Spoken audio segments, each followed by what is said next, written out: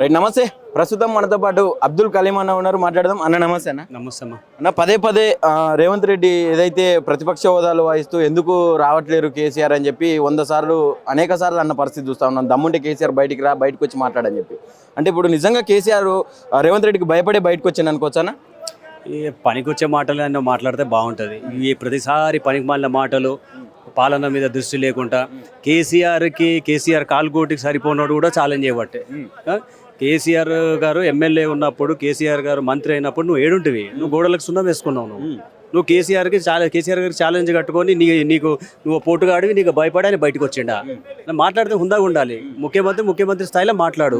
ఆయన ఎందుకు వచ్చిండు? పార్టీ పరంగా వచ్చిండు. పార్టీ పరంగా ఈరోజు జనరల్ బాడీ మీటింగ్ అవుతుంది, దిశానిర్దేశం చేయడానికి వచ్చిండు. నెక్స్ట్ మేము ఎలా ముందుకు వెళ్ళాలన్నది ప్రతి పార్టీలో ఉండేదే, దాన్ని ఎట్లా తీసుకెళ్లాలని చెప్పేసి చర్చలు జరుగుతాయి.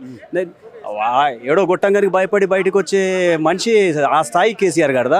అంటే మళ్ళీ నేను ఏమంటున్నా అంటే, ఒక జగుత్సకరమైన వ్యాఖ్యలు కానివ్వండి, లేకపోతే అహంకారపూరితమైన మాటలు కానివ్వండి, మళ్ళీ ఒక కంపు మేస్త్రిగా మళ్ళీసారి ప్రూవ్ చేసుకున్నాడని ఎక్కడ కూడా రేవంత్ రెడ్డి ఒక అనా పైసా మందు కూడా కేసీఆర్ గారికి సరితూగాడు. మళ్ళీ చెప్తున్నాను నేను. అయితే ఇప్పటికే ఇప్పుడు రేవంత్ రెడ్డి వ్యాఖ్యల ప్రకారం అనేక సార్లు అనేక రంగాల ప్రజలందరినీ కూడా కేసీఆర్ గారు 10 సంవత్సరాల పాలనలో అనేక మందిని మోసం చేసిండు. లైక్ ఇల్లులు ఇస్తా అని చెప్పి డబుల్ బెడ్రూమ్ ఇల్లుల విషయంలో కావచ్చు, అటు రేషన్ కార్డుల విషయంలో కావచ్చు, అన్ని రంగాల ప్రజలందరినీ మోసం చేసిండు. ఇప్పుడు నేను వచ్చిన తర్వాత రేషన్ కార్డులు ఇస్తున్నాను, ఇల్లులు ఇస్తున్నాను అని చెప్పి చెప్తా ఉన్నాడు. ఏం చెప్తారన్న మీరు ప్రధానంగా? నేను ఓపెన్ ఛాలెంజ్ చేద్దాం. ఆయనే ఆ డబ్బాలో కూర్చొని మాట్లాడడం కాదు. కేసీఆర్ గారిని ఒకవైపు, రేవంత్ రెడ్డిని ఒకవైపు కూర్చోబెట్టి ముందు ప్రజల్ని పెడదాం. కేసీఆర్ గారు హైడ్రాలాగా ఇల్లు కూలగొట్టిండా? గురుకులాల 56 మంది పిల్లలు చచ్చిపోయినా కూడా ఏ ఒక్కరు కూడా పరామర్శించకుండా ఉండడానికి అట్లాంటి పరిస్థితులు వచ్చినాయా? కేసీఆర్ గారు ఒక బంగారు తెలంగాణలాగా తీసుకెళ్తుంటే దానికి మన రేవంత్ రెడ్డి మొత్తం దాన్ని ధ్వంసం చేసిండు. మీరు ఎక్కడ సరితూగుతున్నాడు? ఆయన 10 సంవత్సరాలల్లా మొత్తం కోల్పోయినట్టు చేసిండు అని చెప్తే, ఈయన 1 సంవత్సరంలో అంత నాశనం చేసి ఆ లెవెల్లో ప్రజెంటేషన్ ఇచ్చే స్థాయికి వచ్చిండు. ఇటు కేసీఆర్ గారు 10 సంవత్సరాలు ఒక బంగారు తెలంగాణలో చేసి ఇస్తే నువ్వు దాన్ని ధ్వంసం చేస్తున్నావు. కేసీఆర్ గారు 10 సంవత్సరాల్లో పాడి చేసినరా? నీకు కొంత సిగ్గు శరం ఏమైనా ఉన్నదా? నువ్వు 15 నెలల్లో నువ్వు ఏం స్పాయిల్ చేసినావు? నువ్వు ప్రజల మందిలో నువ్వు ఎందుకు వస్తలేవు బయటికి? 56 మంది పిల్లలు గురుకుల్లో చనిపోయారు కదా, ఏ ఒక్కరినైనా పరామర్శించినావు? నీ మంత్రివర్గం పరామర్శించిందా? నువ్వు బయటకు వచ్చినావా? కనీసం నువ్వు డిస్ట్రిక్ట్ కలెక్టర్లకు ఏమైనా ఇన్స్ట్రక్షన్స్ ఇచ్చినావా? కలెక్టర్స్ మీటింగ్ పెట్టినావా? కాన్ఫరెన్స్ పెట్టినావా? నువ్వు హైడ్రా ఇల్లులు కూడా కొట్టినావు. వాళ్ళ పరిస్థితి, ఆ పేదలు ఎక్కడ ఉంటున్నారు కనుక్కున్నావా? నువ్వు చిన్న పాన్ డబ్బాలను కూడా వదులుతలేవు. నీకు కావాల్సిన నీ బ్రోకరిజము ఒక హైడ్రా అని పేరు పెట్టుకున్నావు. పెద్ద బడాబాబులను తీసుకొచ్చి నువ్వు నెగోషియేట్ చేసుకొని నువ్వు ఒక ఏజెన్సీ నడిపిస్తున్నావు, రియల్ ఎస్టేట్ సెటిల్మెంట్ లాగా. నీకు కేసీఆర్ గారికి అసలు పోలికలేందే బాబు? అర్థం కాదు. నువ్వు మాట్లాడితే ఒక ముఖ్యమంత్రిలాగా మాట్లాడు. నువ్వు కేసీఆర్ గారు 10 సంవత్సరాలు చేయలేదని చెప్తావా? కేసీఆర్ గారు ఇదే రాష్ట్రం తీసుకురాకపోతే ఈ ముఖ్యమంత్రి పదవి నీకు ఉండేదా? ఈ కుర్చీ ఉండేదా నీకు? ఎవరైనా కూడా ముఖ్యమంత్రి రెడ్డి కూడా చాలా చేసినట్టు కదా, చాలా త్యాగాలు చేసిన. నేను మా కుటుంబం కూడా చాలా త్యాగాలు చేసింది, కానీ మేము చెప్పుకోలేదు, మా మీడియా కవర్ చేయలేదు అని చెప్తాను. చాలా చేసిండు బ్రదర్. పెయింటింగ్ వేసుకున్నాడు, సున్నాలు వేసుకొని ఇప్పుడు ప్రజల జేబులకి, ప్రజల మొహాల మీద కన్నాలు వేస్తున్నాడు. ఏం చేసిండు రేవంత్ రెడ్డి? సిగ్గుశరం ఉన్నది ఏమన్నా? చిన్న పిల్లల దగ్గర నుంచి మొదలు పెడతారు. రేపు భావి పౌరులు, చిన్న పిల్లలు హాస్పిటల్ ఐసీయూలు ఉన్నారు. కనీసం ఒక హెల్త్ మినిస్టర్ లేడు, ఒక ఎడ్యుకేషన్ మినిస్టర్ లేడు. మీకు సిగ్గుశరం ఏం లేదా? పిల్లలు పిట్టల్లాగా ఎగిరిపోతారు.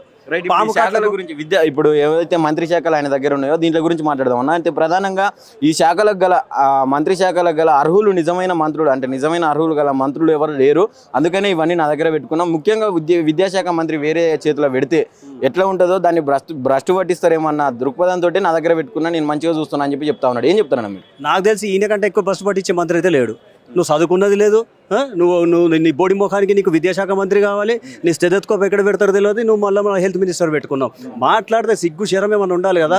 నువ్వు ఇంత ఇంపార్టెంట్ పోర్ట్ఫోలియోలో సీఎం దగ్గర పెట్టుకొని నువ్వు రివ్యూలు పెట్టవు. ఆసుపత్రులు ఏం జరుగుతున్నది, డిస్ట్రిక్ట్ సెంటర్, హెల్త్ సెంటర్లలో ఏం జరుగుతుంది, అక్కడ గ్రౌండ్లో పట్టించుకునేటోడు లేడు. నువ్వు కలెక్టర్లను పిలిచి ఇన్స్ట్రక్షన్స్ ఇచ్చేటోడు లేడు.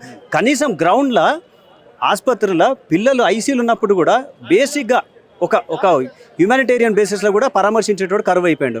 నువ్వు ఈ 2 పోర్ట్ఫోలియోలు పెట్టుకొని నువ్వు అంతగా పనిచేసేటోళ్ళు లేరని నువ్వు చెప్తావా? నీ అంతకంటే దరిద్రంగా బస్సు పట్టించేటోనికి వేరేటోళ్ళు లేడు ఇంకా. మళ్ళీ అంటే కలెక్టర్లకు కూడా ఇన్స్ట్రక్షన్స్ ఇస్తారు కదా, మీరు ఓన్లీ ఏసీ రూమ్లకు పరిమితం అవుతున్నారు అని చెప్పి ఇట్లా వాళ్ళ మీద కూడా ఫైర్ అయిన పరిస్థితి చూసినాం నిన్న మనం. అని నేను చెప్తున్నా కదా, ఆయన మాటల మాంత్రికుడు అంతే, చేతలలో ఆయన జీరో, మాటలలో చూపెట్టుకుంటాడు. ఇప్పుడు మీరు ఒకరికి ఇన్స్ట్రక్షన్స్ ఇచ్చినప్పుడు దానికి ఒక రివ్యూ అవుతుంది, దానికి స్టాండర్డ్ ఆపరేషనల్ ప్రొసీజర్ ఉంటుంది. ఇప్పుడు కలెక్టర్లను కూర్చోబెట్టి మీరు రివ్యూవే చేయకపోతే నువ్వు ఫోన్లో చెప్పినావా? మీరు ఏసీలోకి వెళ్ళి బయటికి రండమ్మా, మీరు పని చేయండమని కలెక్టర్లకి ఈయన ఫోన్లో చెప్పిండా? అదే నువ్వు ముఖ్యమంత్రి స్థాయిలో సెక్రటేరియట్లో రివ్యూ పెడితే ఏం పోతుంది? ప్రజలకు కూడా తెలుస్తుంది కదా నువ్వు ఏం చేస్తున్నావు ప్రజా ఆరోగ్యం కోసం అని. ఈ పిల్లలు పిట్టల్లాగా ఎగిరిపోతున్నారు. కనీసం ఏ కలెక్టర్ రివ్యూ జరిగింది నాకు అర్థమవుతలేదు. మీరే చెప్పాలి. పత్రికా ముఖంగా మేము ఎక్కడ చూడలేదు. ఏదైనా ఒక దానికి మళ్ళీ ఇట్లాంటివి జరగకుండా, పిల్లలు చనిపోకుండా ఏదైనా తీసుకుంటారు. మళ్ళీ దీనికి ఒక రీవర్క్ చేసుకొని ఒక కమిటీ వేసుకొని, లేకపోతే కలెక్టర్ లెవెల్లో ఏమన్నా దానికి సడన్గా ఆకస్మిక తనిఖీలు చేసి పాము కాట్ల చనిపోకుండా, ఫుడ్ పాయిజన్ చనిపోకుండా మీరు వేరేది ఏమైనా అసలు ఎక్కడ కూడా మీకు ఆ న్యూసే లేదు. నువ్వు ఏ గోడల మధ్యలో కూర్చొని నువ్వు ఇన్స్ట్రక్షన్స్ ఇస్తున్నావో, వాళ్ళు ఏ గోడల మధ్యలో కూర్చొని వాళ్ళు అడ్మినిస్ట్రేషన్ చేస్తారో మాకు తెలియదు. కానీ అల్టిమేట్గా ఫలితం ఇక్కడ బయటకు వచ్చిందని మాత్రం పిల్లల ప్రాణాలు పిట్టలాగా ఎగిరిపోతున్నాయి. పట్టించుకునే నాదుడే.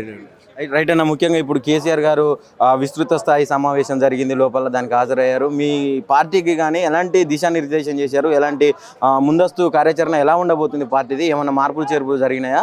ఎట్లా ప్రజల కొరకు ఎట్లా కొట్లాడబోతా ఉన్నారు? ప్రస్తుతానికైతే డీటెయిల్స్ అన్నీ బయటకు వస్తాయి. మాకు ఒక కొత్త ఊపు. ఆల్రెడీ 14-15 నెలల్లో మా వర్కింగ్ ప్రెసిడెంట్ కేటీఆర్ గారి మేము ఆయనకు తగ్గట్టు మేము ముందుకెళ్తున్నాం, ఆయనకు సపోర్ట్కి వెళ్తున్నాం. ఈ 15 monthsలో నాకు తెలిసి చాలా ఉత్తమమైన అపోజిషన్ రోల్ ప్లే చేసాం. ఎక్కడికక్కడ ప్రభుత్వాన్ని ఎండగట్టినాం, వాళ్ళ ఫెయిలియర్స్ని ఎత్తి చూపినాం, ప్రజల్లోకి తీసుకెళ్లి గట్టిగా ప్రజలు ఏం కోల్పోతున్నారు అనేది ప్రజల పక్షాన కొట్లాడినాం, నిలబడతాం. ఇప్పుడు కేసీఆర్ గారు వచ్చిన తర్వాత మాకు చాలా జోష్ వచ్చింది, మాకు ఊపు వచ్చింది. ఆ దిశానిర్దేశం ప్రకారంగానే రాబోయే టైంలో కూడా ఎన్నికల సమయానికల్లా సమాయుక్తం అవుతాం, బాడీస్ కూడా వేసుకుంటాం. దానికి తగ్గట్టు అన్ని అనుబంధ సంఘాలు కూడా వస్తాయి. సో దాని తగ్గట్టు మా ఏరియాస్లో మేము పని చేసుకుంటూ ప్రతి ఓటర్ని టచ్ అయ్యి మళ్ళీ బీఆర్ఎస్ని మేము ప్రభుత్వంలో తీసుకొచ్చేదాకా కష్టపడుతూనే ఉంటాం. రైట్. ఇప్పుడు ఫైనల్గా రేవంత్ రెడ్డి ఏదైతే ఇప్పుడు మీరు చెప్తున్నటువంటి 6 గ్యారెంటీల విషయంలో కావచ్చు, ఇంకా ఆయన ఇచ్చినటువంటి హామీలన్నీ కూడా ఫెయిల్ అయిందని చెప్తా ఉన్నారు. అంటే ఇప్పుడు కేసీఆర్ గారు బయటకు వచ్చారు, ఒక దిశానిర్దేశం చేసి ఈ పార్టీలలో ఇంకా ప్రజల వైపు ఎట్లా ఉండాలి, ఎలాంటి కార్యాచరణ చేపట్టబోతున్నాం అని చెప్పి ఇలాంటివన్నీ చేయడం వల్ల రేవంత్ రెడ్డి గారు ఏమైనా ప్రజలకు మంచి చేసే అవకాశం ఉందనుకోవచ్చా? అంటే ఇప్పుడు రానున్న 4 సంవత్సరాలలో వాడి మొహం మనిషి అన్నట్టు అయితే ఈ 14 నెలలు ఎందుకు వెయిట్ చేస్తాడు? 2-3 నెలలు ఈ పాటికి ఏదో ఎవరైనా సర్దుకోవడానికి 1 నెల, 2 నెలలు, 3 నెలలు పడుతుంది. నువ్వు నీ జూబ్లీ హిల్స్ ప్యాలెస్ నుంచి బయటికి రావు. నువ్వు ఇంత పెద్ద కమాండ్ కంట్రోల్ కట్టింది దేని గురించి? పోలీసు భద్రతకు సంబంధించిన ఇంత పెద్ద కమాండ్ కంట్రోల్ని నువ్వు పొలిటికల్ ఆఫీస్ లాగా వాడుతున్నావు. నీకు అసలు తలా తోక నీకు దిమాగే లేదు. ఇప్పుడు కేసీఆర్ సార్ వస్తే ఉన్నది కుడుతుంది ఆయనకు. ఆల్రెడీ కేటీఆర్ అన్న మొత్తం బట్టలు కూడా తీసిండు రేవంత్ రెడ్డిది. ఇప్పుడు ఈ పెద్ద సార్ వచ్చిండు కాబట్టి పరిగెత్తి కొట్టించుడు తప్పించి రేవంత్ రెడ్డి మనిషి అవుతాడంటే ఇంకా చచ్చినోని మళ్ళీ బతికించినట్టు లెక్క. అది కాని పని అది. సో రేవంత్ రెడ్డి మళ్ళీ ఇప్పుడు ఉన్న టైంలో చేస్తాడని మాత్రం నేను అనుకోను. రేవంత్ రెడ్డికి ఏంటంటే నేను ముఖ్యమంత్రి అయినా నా కుటుంబం బాగుపడాలి, నా బ్రదర్స్కి కొన్ని 4 కాంట్రాక్ట్లు రావాలి, అది లగచర్లలాగా ఇంకొన్ని భూములు లాక్కోవాలి, ప్రజల్లో మొత్తం పట్టి పీడిస్తూ వాళ్ళ రక్తాన్ని పీల్చుకోవాలి. ఆయన సొంత ఎజెండాతోనే బతుకుతున్నాడు. కానీ ఆయన ఓపెన్గా నేను చెప్తున్నాను, ఓపెన్గా మంత్రివర్గమే చెప్తుంది. మంత్రివర్గంలో కూడా సహచరులు ఎవరు కూడా ఆయనకు సపోర్ట్ లేదు. ఆయన క్యాబినెట్తోనే ఆయనకు సఖ్యత లేదు. ఆయన బయట ప్రజల కోసం కష్టపడతాడని మాత్రం నేను అనుకోను.